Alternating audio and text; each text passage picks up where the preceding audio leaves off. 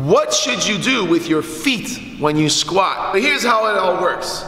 First off, your stance should always be a little bit wider than your hips, maybe just a couple inches. So the way you find that is just real simple. Put your hands on your hips, fingers pointing down, and then put your feet just a little bit wider. Now the thing is, the taller you are, the wider your feet are gonna have to be. The shorter you are, the more narrow your feet can be because you have less range of motion.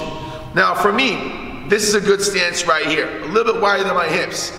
Now when I'm going to squat, a lot of people will say that you should point your toes in the same direction as your knees, and then you can squat straight up and down like that. That makes sense. However, if you want to make your squat a lot better, then what you should do is point your toes to the front, and then as you squat down, rotate your knees outward, and what that does is it creates torque. So basically, if I were to be standing on a slippery surface, then my feet would be just rotating out as I squat down. So here's what it looks like. Toes pointing to the front. I'm rotating my knees out. This is gonna engage all my muscles in the outside, my quads, and I'm a lot more solid, and I'm creating room for myself to sink my butt in between my heels. And then with my knees coming out like this, not caving in, but knees coming out, I have stability in my squat with my toes pointing to the front.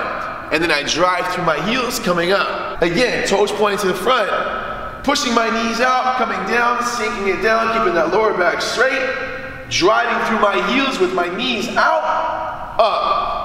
Now it's kind of hard to explain this over the video. You're gonna have to try this yourself. It's very hard to get that same amount of torque and tension with your toes pointing out because you can't really push your knees out. It's kind of hard to do that because automatically, because your toes are pointing out, your knees are gonna want to cave in. Next time you squat, make sure you put your feet a little wider than your hips.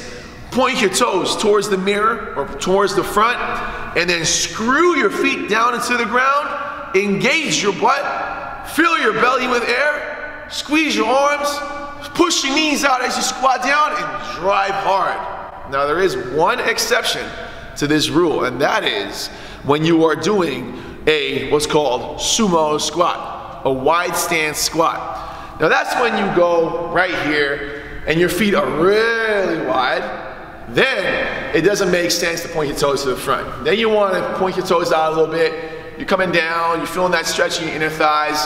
Now a sumo squat is kind of like a specialty squat, but if you're doing a regular squat, point your feet to the front, screw your feet outwards, get that tension in your legs, and let me know how you feel it. You're probably gonna feel a lot more tight and solid when you come down and up on that squat. Hope you like this video. See you next time.